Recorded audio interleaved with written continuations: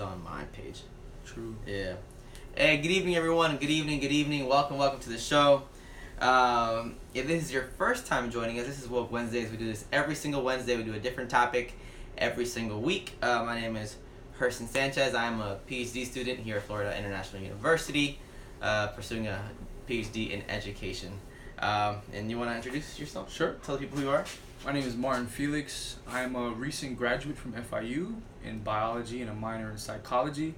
And currently I am preparing for medical school. Yes, so you are doing your thing. Thank you so much for being on the show. And one thing that we've addressed mental health a lot on the show. We had a psychologist on the show a couple months back. But we haven't really addressed physical health. And physical health is a must. We need to address this. We need to understand it a little bit better. So thank you so much for being here tonight. So you're kind of approaching this from kind of like a biological, scientific point of view, but also from like the practical, because you also work out and you do your own research, right? Yep. So I know you were talking about some crazy statistics before the show even started. I don't know if you want to tell the people what are some statistics that you kind of have. So just to start off, I'm going to give you guys some perspective. And also, before I even start talking, I'm not a doctor as of yet, and I don't play one on social media.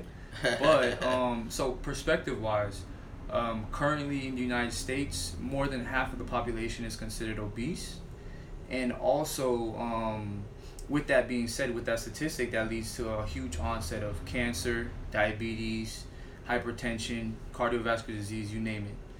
And one interesting fact is in the 1950s, there was no obesity, there was no cancer, cardiovascular. People were eating white bread. There was no whole wheat. So that's just something to like think about. And then the last thing I'm gonna say. Right now, the healthcare spends 3.2 trillion on just being able to help people health-wise. So that just leads back to health and fitness and what we can do to kind of prepare for the future. Wow. So you're saying that cancer did not exist in the 1950s? It existed, but it wasn't as like prevalent as it is now. So that just shows that habits and like what people were doing back then compared to how we're doing things now has definitely changed. So that's just and you guys will see later on in the talk. I'll talk about different habits and things you could implement literally right away.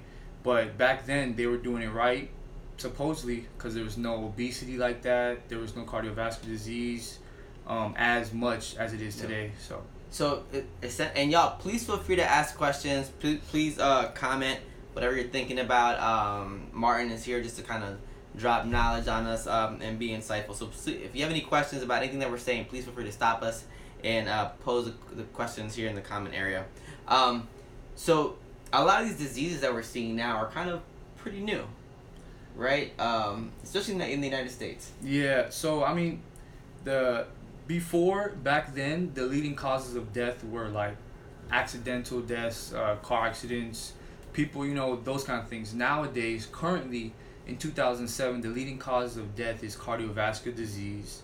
Right behind that is cancer, and then right behind that is diabetes. People with those kind of diseases, which is chronic diseases, which is an onset because of obesity, overweight, that kind of thing. So it's a perpetual thing that keeps happening. But if we're wise and health is wealth, we could overturn that and save the country money. No, absolutely, and I think that's a great point. So let's talk about health. When we talk about physical health, there are kind of like two components, or maybe two larger components. Yeah, larger. Yeah. The eating, and then the working out, exercise, and the exercise. So can you kind of like talk us through that, break that down? Sure. So I'm gonna start off with a quote. One of my favorite quotes. They say exercise is king and nutrition is queen. Together you have a kingdom. So when it comes to really health and fitness, I like to say the first thing that needs to be addressed is your nutrition, what you eat, how you eat, when to eat. There's so many questions. And then when that is, covered, that's when you go over to the exercising portion. So just to start off, people I've gotten frequently asked questions, you know. So the first one, I'll start off with just nutrition, you know, nutrition wise. So in general, people just, well, when it comes to eating, they want to make sure that they're eating whole foods, you know, whole foods. You know, whether you're a vegan, vegetarian, you're practicing the ketogenic diet, which is another form of diet. For people that don't know, I'll talk about it, you know, later on. Paleo, or you're just eating the American diet, which is meats, and so you just want to make sure you're getting whole foods. When it comes to nutrition, eating earlier on in the day and not later on in the day, not so much later on in the day. If you kind of make these little changes, these adjustments, you'll be able to see differences and improvements in your function, you know, how your cognitive function, and there's many more benefits, you know, just with just changing how you eat. So I've heard before that abs are made in the kitchen. True. And a lot of people, a lot of people right now around the holidays is people are eating. Yeah. Right? Thanksgiving comes up, people That's about to true. throw down. Christmas is here. Like, people are really, really eating.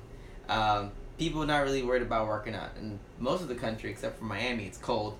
So people ain't really trying to go out in the gym. Like, you know, so what are some things that maybe people can kind of keep in mind as they're in this season of feast? Yeah, feast. True. I don't know. What do you think? So, I mean, what I would say going into, you know, they're going to be all around you. The cakes, the cookies, you know, everything. Just being, you know, mindful. I know it's hard for me too. I'm not superhuman.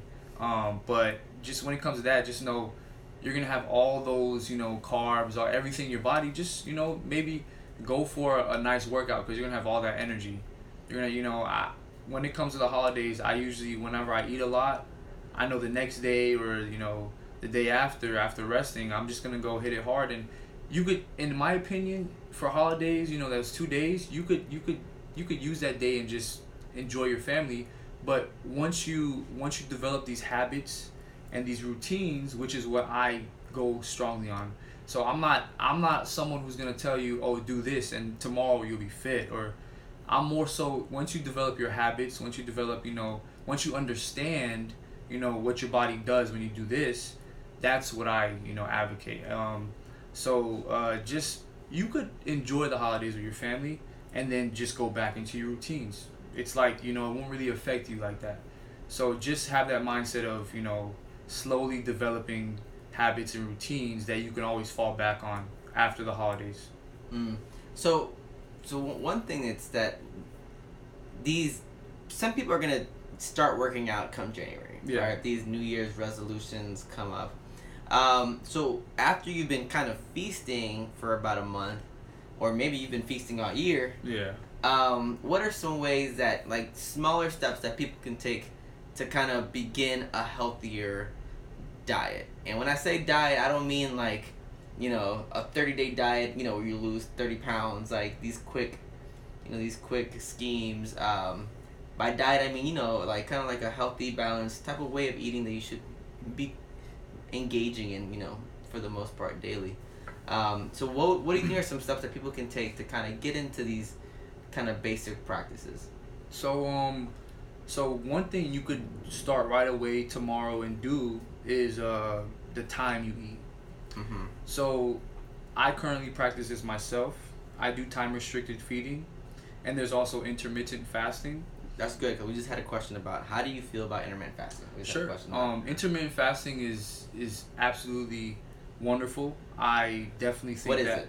So intermittent fasting is pretty much you're gonna go certain periods, extended periods of not eating. You know, letting your body rest. And when we talk about intermittent fasting, I want to take us back to our primitive days. You know, back when there was cavemen.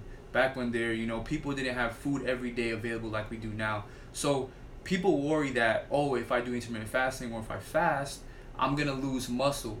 I'm going to, lose so much energy. I'm going to lose, they're going to feel depleted. But really, your body is a super smart, thing in overall. So your body's going to adapt. And when you do intermittent fasting, if losing weight is your goal, then that's definitely something you want to do. Because when you fast, it's just you're going for periods of not eating, so that's gonna make your body convert to burning fat. You know, so that's why people say, "Oh, intermittent fasting, try that." But and usually it's a time period, yeah, right? So yeah. the most basic way is you don't eat for 16 hours and you eat for 8 hours of the day. Exactly. Right. Yep. So your first meal might be at noon. Yep. Your last meal at 8 p.m. In between that, you eat whatever you got to eat, but before or after, you don't have any calories, correct? So, yeah, so not so, like, so if someone wakes up early, you know, for example, during the week, a work day, if they wake up at 8 a.m. or if they wake up at 9 a.m., and you're going to, you're going to eat at 8 or 9, you're going to stop eating at 8 p.m. So the reason why, for people who's not really familiar with, the scientific thing, I'm not going to get all scientific-y, but in your body, there's, I want to say enzymes, right? Which are like different, I want to use an analogy. Enzymes are like little toys, right? That kind of break down, food, or toys that break down Legos, right? I'm going to use that analogy. So in your body, the Legos are like the protein, the fats, the carbs.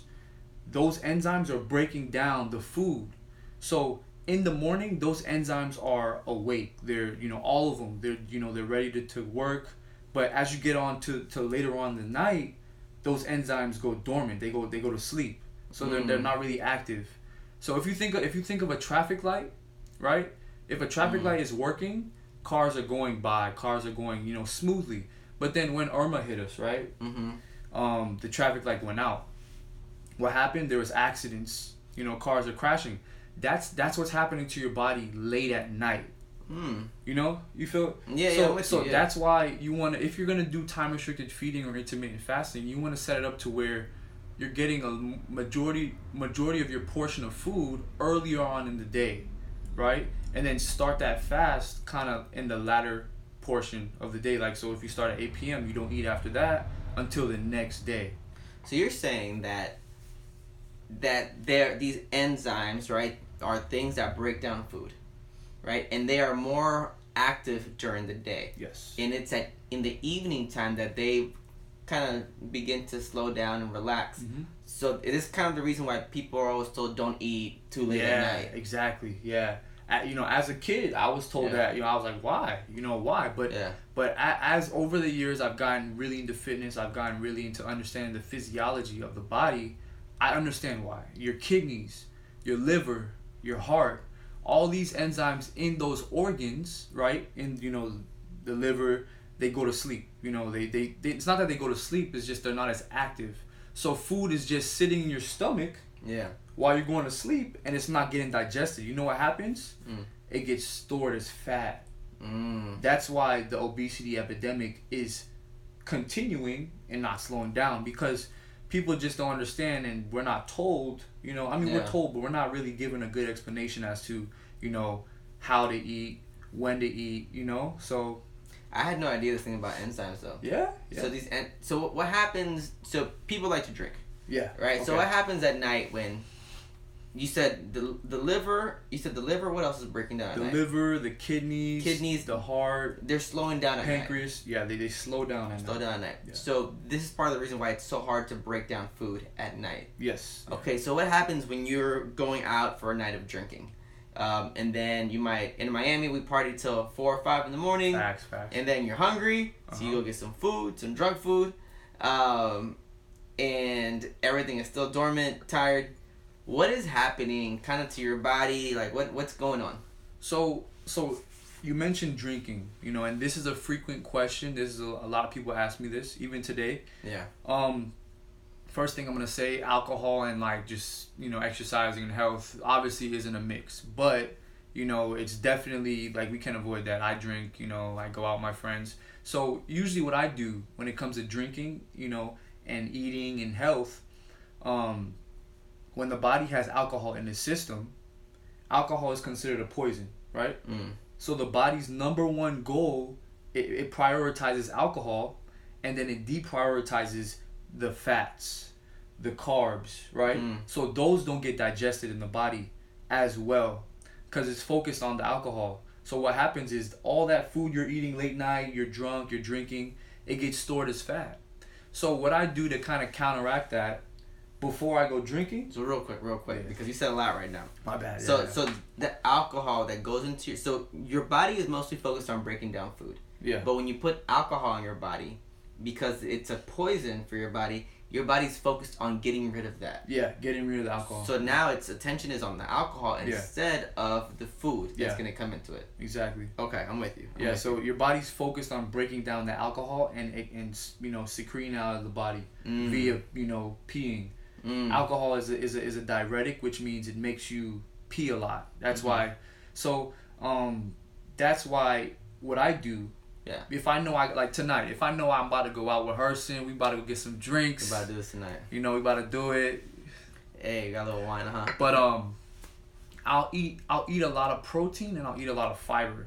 What do you mean by fiber? What do you mean by protein? So protein, solid protein, chicken, steak. If you're a vegetarian or vegan, get the proteins from. Let me see. They have the vegan protein. Was it the tofu? Just any kind of protein. Any protein. Yeah. Get high amounts of it. Just a sufficient amount. Yeah. And then also get your fibers, which you get from vegetables like spinach, kale. You want to get those. You want to get those high. High amounts of those before you go drinking. They're suggesting rice cakes and beef jerky. There you go. Hey. Yeah. Rice cakes and beef jerky. Yeah. Beef jerky, is a little bit. One of my classmates said, "I'm feeling personally attacked by your views on alcohol."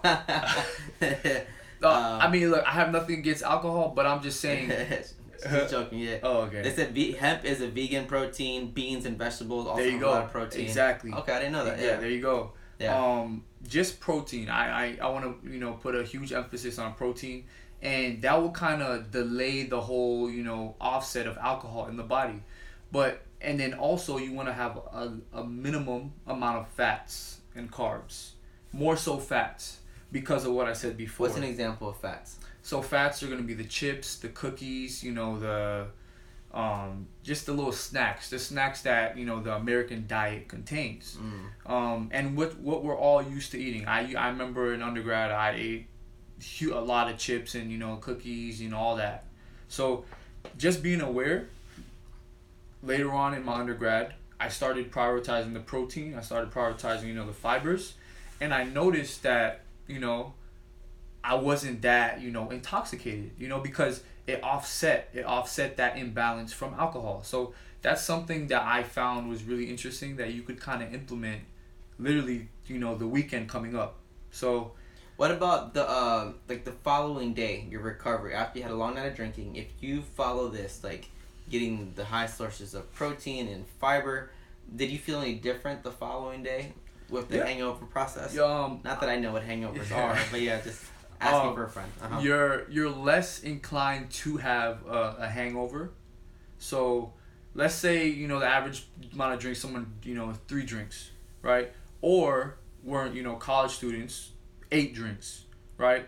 That protein is going to be able to offset that whole process that you probably won't have a hangover the following morning, and you're gonna be surprised. But it's gonna be because you took that time to prepare. You ate what you needed to eat, and that helped that whole process. So and then the next morning, always remember your body's focused on recovering. So don't be like, I'm drunk. I was drinking yesterday. I'm gonna hit the gym today. I'm gonna go hard today. That's a huge thing you want to stay away from, because that's most likely the times where people get injured, because your body isn't fully recovered from alcohol. Keep in mind, when you drink alcohol, your body is the whole system is kind of offset, and the body's major priority is getting alcohol out of the body. So usually after I have a long night of turning up or drinking, the following day I like to call recovery day. So I'm gonna focus on eating again those whole foods, getting my nutrition, my nutrients, micronutrients. I didn't really touch up on that. What is that? What's a micronutrient? So micronutrients are things you get from vegetables, fruits, from the soils. The the largest, the two biggest micronutrients that are insufficient across the country is going to be vitamin D, especially in, you know, people with darker skin. Vitamin D, we get vitamin D from the sun. So I personally take vitamin D in a supplement, or you could get let me see. Yeah, I take it in a supplement because it's either the sun or you take it in a supplement, and then you what does vitamin D do? So vitamin D is responsible for a lot of different. I didn't want to get scientific, but a lot of different reactions in the body. Vitamin D helps us with when we go to sleep. There's been research that's been correlated with sufficient amount of vitamin D. It lets you get to sleep on time, stay asleep. So and we wonder why insomnia is on the rise in the country. So it comes down to our nutrition. That's why eating is key. You know, that's why king and queen, nutrition and exercise. And I was, you know, before this I was talking to Herson. Yeah. For all, you know, everyone out there that's in undergrad, they have the exams, finals. You know, they're involved in this club and this frat. You want to make sure that your nutrition, your sleep, you know, everything is to the, you know, is good, because you will notice a difference in how you function cognitively and physically. So you know, so let me ask you this. You said darker skinned people don't get as much vitamin D. What do you? All right, so I'll go into that. And y'all, if you have any questions, please feel free to ask. We do have another question that I want to ask you, but you just kind of sparked my curiosity now. Like, now I'm curious why. So darker skinned people aren't susceptible to retrieving vitamin D from the sun, which is where we get vitamin D, because our skin pigment is stronger than lighter skinned people. So our melanocytes, which is the cells of skin, right? No. It's the cells of pigment. I'm sorry. So melanocytes is the cells for pigment. We have darker skinned people like myself. We have a greater amount of melanocytes, right? Melanin. Exactly. Yeah, melanin. That's where melanin comes from. Oh. Whoa. But so we have a greater amount of melanin. So because we have that, it blocks the certain amount of rays, the certain ray that we need, you know, in our skin to produce vitamin D. Okay. So yeah, that was something, you know, interesting that you know now. So I always tell all my, you know, like my darker skin, you know, friends, my parents, my brother, get a vitamin D supplement. And if you do get a vitamin D supplement, get a reputable brand. I personally use Thorn. You know, I'm just putting it out there. I use Thorn. You can search on Amazon. So okay, good stuff. I mean, great. Someone said you're a damn encyclopedia. All right, so we had a question. Tips on gaining weight without animal products and staying healthy. Sure. Yeah. You said gaining weight? Gaining weight without animal products. Are you a vegetarian, vegan, or anything like that? So my diet right now, currently, I like to say it's like paleo-ish. I'm on a paleo diet, so I eat a lot of whole foods, a lot of greens, a lot of spinach, kale, and then, you know, I have my meats in there. I like to think of my meats as a luxury, but my huge emphasis on my diet is fruits and vegetables. That's key for me. So gaining weight. She also says that she's been avoiding cardio and lifting heavy weights, but still no weight gain.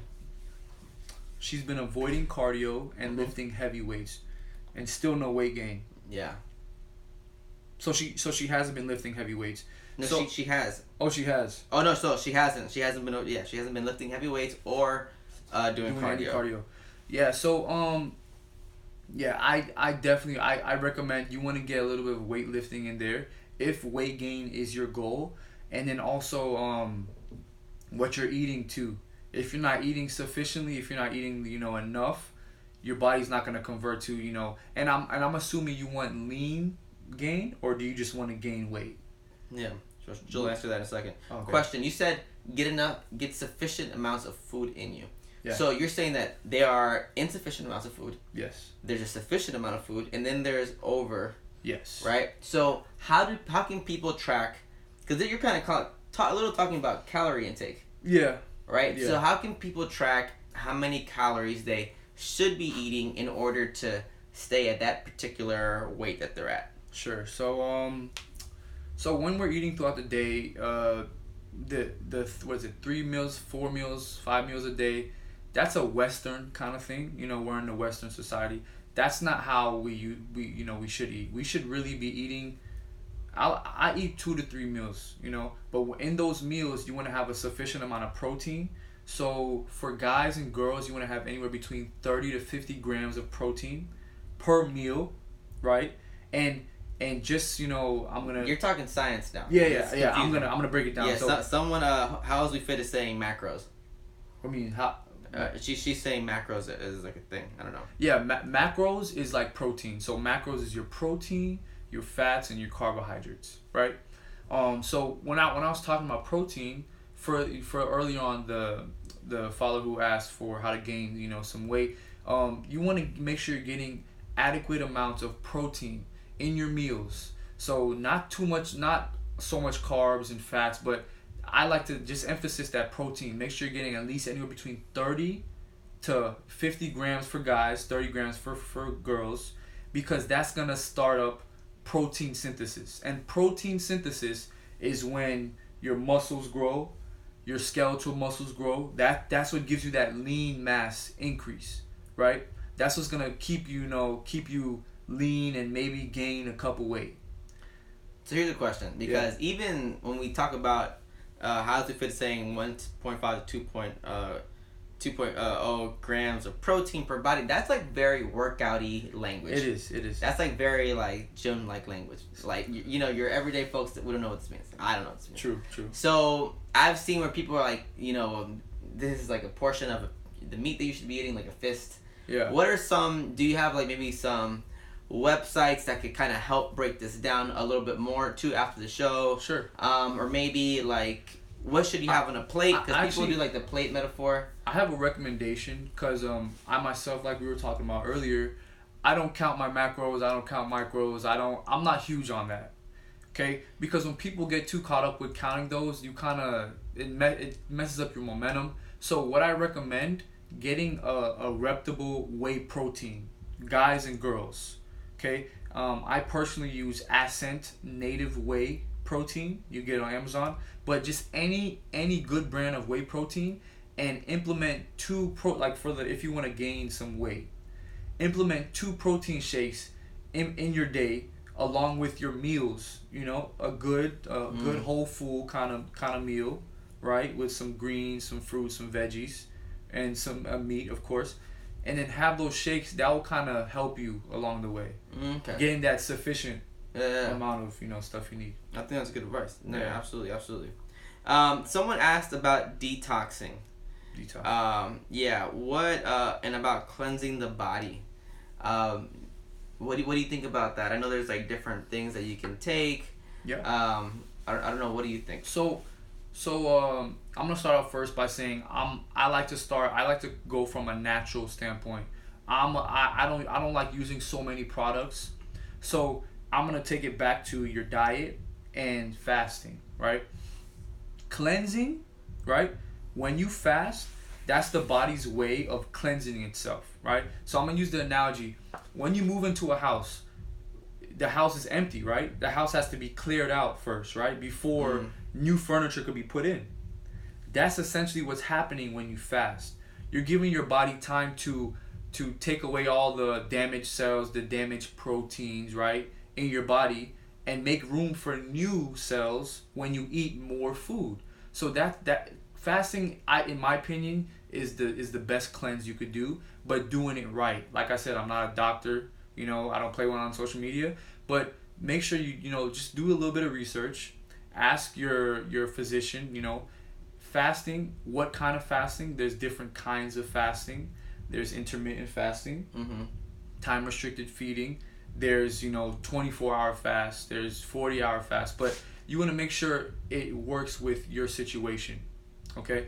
If you have more amount of fat on you, then a fast is definitely the best thing for you to do. If you want to, because when you fast, it's gonna resort to your fat for energy, right? Now, if you have a low amount of fat, like myself, intermittent fasting, time restricted feeding will be more of your friend, and instead of those long fasts. Now, these long fasts, because I've done 24-hour fasts, I've done a 48-hour fast. And one thing that I did a lot was drink a lot of water. Okay. We haven't really talked about water. And that helped me kind of stay full. So in that, could you talk a little bit about the benefits of, because you said, I like what you said you like to approach things naturally. Yeah. Right? So water is a natural thing too. So can you kind of talk about maybe the benefits of water, something that's so basic. Oftentimes when you ask people, how much water do you drink? Oh, I drink a lot of water. But they can't really tell you, how many ounces they really drink. They just drink a lot of water, and to them a lot of water might be 2 bottles. Yeah. So what do you think about that? So water is definitely key. Water, there's so many benefits to drinking a good amount of water. I think the golden rule, you want to have at least 3 to 4 bottles of water a day, right? Drinking good amounts of water helps your skin stay clear, right? And also when you're training, it helps you not get as injured, so you don't get injuries like that. So when you're training, when you're running, and then also drinking a lot of water, it just keeps you full, like Kirsten said. So that'll help you with those times that you're doing those small fasts, and also it'll help you in between meals not to snack all the time. Yeah. So that's the play that water has, and drinking water instead of soda, which that's a topic in itself. Yeah. So water, just replacing most of the sugary juices, sodas with water. I hate to sound like a nutrition kind of freak, but it's just, that's the truth. Now let me ask you this, because I've heard that oftentimes when people think they are hungry, it's really that they're dehydrated and they haven't drank enough water. And so usually if your pee is yellow, is because you're dehydrated, or you've been drinking a lot of crappy drinks. Mm-hmm. Is that true, or like? Well, no. I mean, so drinking water will just help you with getting over that, not being as hungry, and your body not telling you, oh, go have some snacks. But water doesn't necessarily, when your pee's yellow, yes, that means you're dehydrated, but water doesn't really just necessarily fool you like that. You still need to eat stuff, but it will help you with not, being hungry all the time, which is the problem I think a lot of people have. I used to have myself. I used to eat crazy amounts, but water kind of helped. Once I transitioned to getting that 3 to 4 bottles a day, it definitely helped out a lot. So yeah, okay, great. So there are different types of foods that people can eat, right? And you kind of talked a little bit about vegetarians, vegans, ketogenic diets. What are, for someone who's just beginning, someone who's trying to get into this, what is a good way to kind of begin? Because it's a lifestyle change. Mm-hmm. What's a way to kind of begin trying to build a healthy diet? And a lot of people think too that eating healthy is expensive. Is that true? What are some of your recommendations on that? No, I think eating healthy is definitely, is affordable for sure. But just going back to that lifestyle thing, when you start making those little changes, lifestyle, I'm sorry, I digress, but lifestyle changes will be the answer to solving the cardiovascular disease, cancer, obesity. It's a lifestyle thing. It's not, hereditary. It's not genetic. Now I'm gonna go back to you said What do you mean? You said some things aren't hereditary genetic. Some things like, are though. like right? Yeah, some things are, but it's nowadays it mostly comes down to our lifestyle. Okay, I'm with you. Yeah. So things you could start implementing right away, besides the when you eat, the times, is getting fruits and getting vegetables with every meal of the day. So I personally get kale or spinach with every single meal. And I know, growing up, a lot of my friends, I hate kale, I hate spinach, man. But just by kind of doing that little change, just at least eating a good amount of fruits every day, maybe it's an apple, banana, that's a start in the right direction. And people, they don't need to get caught up in, today I ate a whole bunch of fruits, I ate this kind of chicken, no, just make one small change. Because I noticed that's what kind of holds people up. They try to do a lot of changes all at once, and that just lowers your confidence. You're like, I can't do this. But just make that small change. Making that small change will lead to even more change progressively. So just starting off with fruits and vegetables is key. And water. Fruits, vegetables, water. and see how that goes, and then you'll start to see. Now, people oftentimes say don't eat the white rice, the white bread, eat the whole grain. What is your opinion on that, the brown rice? What is your opinion on that? And why do people say that? So, brown rice is definitely better. White rice, it just takes longer to get processed in your body. Brown rice is so the coating on the rices, that's what makes them different. Brown rice is definitely the way to go. If you could choose, like Chipotle, I always get brown rice. But those are small things you could do, right, like that, just getting brown rice instead of white rice. But even if you do get white rice, if you're the times you're eating and you're exercising and all that's good, it doesn't matter. But if you're trying to make a difference, brown rice is better, for the body. And then how the fit is the same. Vitamins are your friends. Fish oil, multivitamins. Yes. What are fish oils? So fish oils are that's like it's good for the brain. It's good for the joints. Fish oils you usually get from eating your proteins, like your fish. You get these from eating those kind of proteins. And if you're a vegan or if you're a vegetarian, I would supplement with fish oil. Fish oil is a supplement that also helps with cognition. So if you're someone like myself who's reading or studying a lot, fish oil could help you. And not to get too into it, but if you're looking at fish oil, there's DHA and then there's EPA. EPA has to do with cognitive, and then the other one, DHA, I believe I said. You just look for those two. If you get one that's balanced with the two, then that's good. That's a good fish oil to get. And then also getting a reputable brand of fish oil. I also use Thorn for fish oil as well. Thorn has been, in my opinion, the best quality brand of fish oil. And another thing, when you're getting any supplements, you want to make sure that the brand, because a lot of brands will just dish out, low grade, low quality supplements, and what you end up having is just expensive urine, right? Because your body isn't processing all those nutrients. It's not getting all this, the supplements that you're putting in your body. So you want to make sure that you get good quality supplements. I highly recommend Thorn, THORN. What makes them so good? They're the quality. They're known to put out good quality. If you go on Amazon, you look at the ratings. Mm-hmm. Amazon has been, I found out to be, the ratings been very accurate, even for books. They're very good. If you just go research them, you look them up, very good brand. Our guest, one of our highly fit saying is, "Oh my God, he's perfect." I'm talking about you. Thank you. You're dropping knowledge out here. So we've kind of been setting a foundation of nutrition. We've kind of prioritized nutrition here in the first part of the show. Yeah. So do you think there's anything else? She's recommending also bodybuilding.com. That's maybe a beneficial website for people. Yeah. Do you think there's some other nutrition basics that we should kind of know before we go on? Oh, I do have a question. Some people recommend working out fasted versus not working out fasted. What are your thoughts on that? That's a good question. So working out fasted, if your goal is to lose weight, that's a cool thing to do. You could work out fasted. You could work out fasted in the morning. People aren't gonna die. No. People say all the time, man, I need to eat something. Yeah, I'm so die. that's a huge myth. People think, if I go working out fasted, I'm gonna lose all my muscle composition. No. So your body, when you go working out fasted, is gonna resort to using fats, right, as your energy, but it does uses a little bit of protein, so it does use a little bit of your muscle, but you'll be fine. If losing weight and leaning down is your goal, fasted workouts should be fine.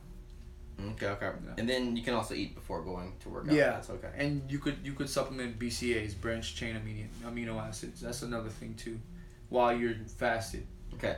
Oh, what about pre-workouts? Pre-workouts. What is? I've heard mixed reviews about it. I've heard that sometimes you just don't know what comes in these things. Yeah. So stay away. What is it? First of all, what's the purpose of it, and Sure. do you recommend it? So pre-workouts, they have a whole bunch of different compounds in them, and also caffeine. They get you going through your workout. You know, you get that tingly sensation. That's the word, I can't come up with the word right now, but that tingly sensation. Like a boost of energy. Yeah, boost of energy. But there's some pre-workouts out there that will make you feel very just anxious and not, okay. Mm-hmm. That's why, like I said before, I tend to go for the all natural, brands. I believe I'm using, no, I'm not using a pre-workout right now, but there's a brand called I Live. I believe it's plant-based. Zavi, you can read the comment. I don't have the accent. Big up, man. Like Martin in the building. That boy Zavi. Yeah. Nah, but yeah, so pre-workouts, I personally don't use it as much because people begin to use it as a crutch. So whenever they work out, they're like, I need that pre-workout. So, but if I do decide to use a pre-workout, I like it to be all natural, plant-based kind of, not so much, of these compounds and chemicals in my body, messing with my hormones and stuff.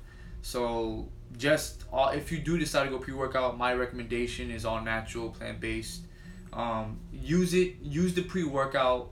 This is how I train. Use it for the days you're gonna need it. Leg days, or if you have an intense run, an intense HIIT workout, but if it's just, relaxing arm day or something, not as intense, you don't need to pre-workout, in my opinion. So we're into recommendations here. Coffee is great. Green tea. Casey saying just black coffee. True. No sugar. True. Yeah. There are some things that they use. Yeah. Yeah. Green teas is lit. Green teas. Yeah. So there you go. So if y'all don't have any more questions about nutrition, if you do, definitely feel free to ask them. But we kind of want to move into the working out, the exercise component of all this. Sure. So we, for the most part, have maybe 3 types of people: those who just want to lose weight, those who maybe want to gain weight, and those who just kind of want to stay healthy, stay where they kind of are. Has this kind of been your experience and kind of your workout, kind of life? Yeah. So like trying the 3 different. Yeah. So gaining weight, right? Like lean muscle, training wise, it's just gonna come down to intensity and HIIT workouts. Like high intensity. So the common question people bring up is they don't have enough time, right? For all the students out there, for all the parents, or working out, you only really need 3 days minimum a week to see progress. So 3 days minimum a week for at least 20 to 30 minutes of intensity, right? You do that, you see progress. Now, does it matter how you're eating? Yeah, so that's why we covered eating first, but eating definitely plays a role. It will definitely help your body, through the workout. So another thing I like to tell people, if you're training, right, and you're not healthy, like when I say healthy, you're eating right, you're getting the right amount of nutrients your body needs to work and function properly, then your body will be able to recover properly while you're training. Versus someone who's training, they're training hard, they're going hard, everything, their form's good, but their health is subpar. They're not getting the nutrients, they're not getting the right foods. Their body isn't going to recover, which means they're not going to get the right amount of gains. You get what I'm saying? Yeah. You ever go in the gym and see people on the treadmill? You seen them last year, they look the same, right? Yeah. That's because their nutrition isn't aligning with their training. So that's just something to think about. Always attack how you eat, your nutrition standpoint first, then go into training. That way you see effects, you see benefits. Okay. So what about the folks who are, and y'all again, feel free to ask all the questions you want. What about the folks who are trying to lose weight? We have some people. You said over half the country is obese. Yeah. So right now, right? So what are some recommendations that you have for people? So for people trying to lose weight, training wise, I would so let's start with cardio. Anything cardio, do interval workouts. When I say intervals, say you're on the bike or you're on the treadmill, you wanna try to go. Say you're gonna run for 10 minutes, right? You're gonna go hard, super hard, the fastest you can go for a minute, and then you're gonna go a minute of walking, breathing, just nice and slow. And then another minute of super hard until you hit 10 minutes. So it's that continuous pattern, that continuous interval of high intensity rest, high intensity rest. Now, the reason why I'm saying this, I'm not just saying this, to say it because, I'm Martin and, it's because this is backed by research. This is backed by clinical experience. It's been shown people who do sustained running, so which I see a lot of you guys doing, in the gym I go, you're doing a nice brisk pace or a nice, a good pace, but your body isn't getting the most out of that. So now if you were to do intervals instead of that sustained running or sustained, whatever cardio activity you're doing, your body's gonna burn, according to research, 3 times as much fat compared, 3 times as much. And it's also been shown to preserve your lean muscle. So intervals are my go-to for any kind of cardio that I do, whether it's swimming, sprints, bicycling, you name it, intervals. So what about the cardiovascular part? Because I heard that if you do go for extended runs, that's good for your heart. It is. It, like, sustained running, I don't have anything against it, but it's good. It's good for the heart. It's good to get the blood going, get the heart pumping.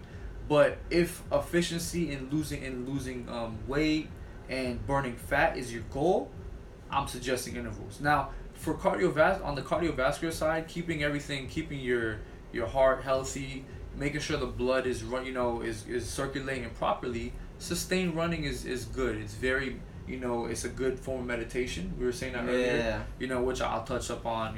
That's another huge key, major key. Some form of meditation.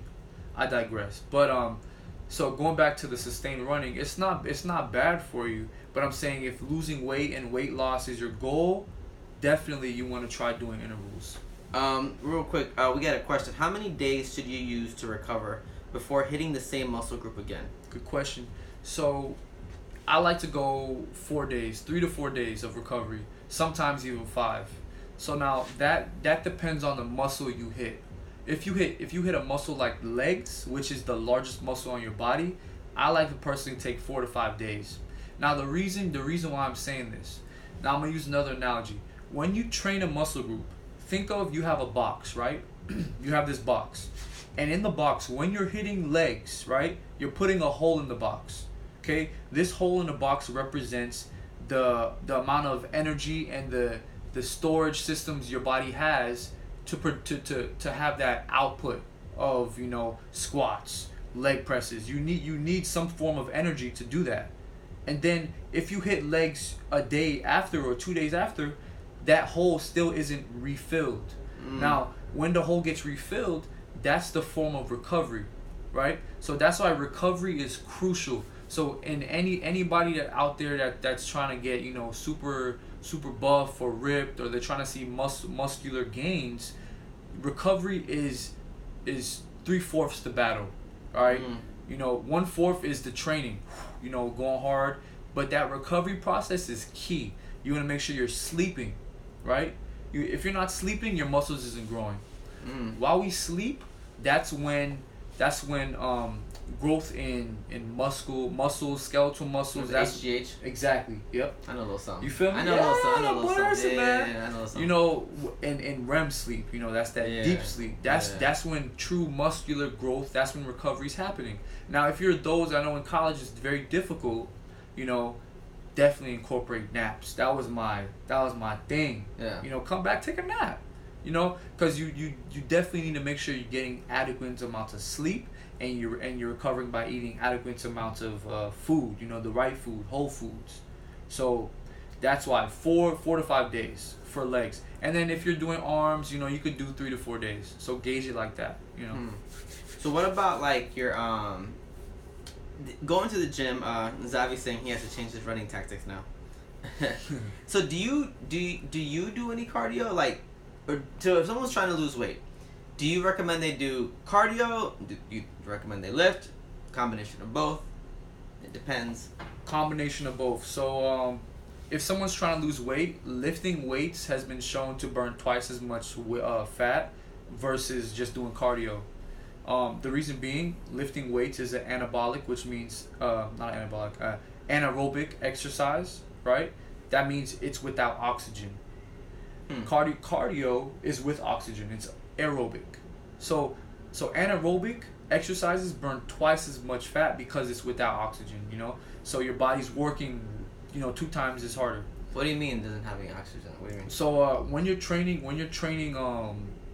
the muscles, oxygen is the muscles need oxygen, right? When you get that lactic acid, you start getting, your legs get tired. Yeah. That's the lack of oxygen, to the muscles. And then when you finish, you're like, you're out of breath. Yeah. That's oxygen going back to the muscles. You know what I'm saying? So versus cardio, you're breathing. It's not as intense as lifting weights. So therefore, the amount of fat you burn isn't as much as when you're lifting weights. Yeah. But I definitely recommend you need a balance of the both for losing weight.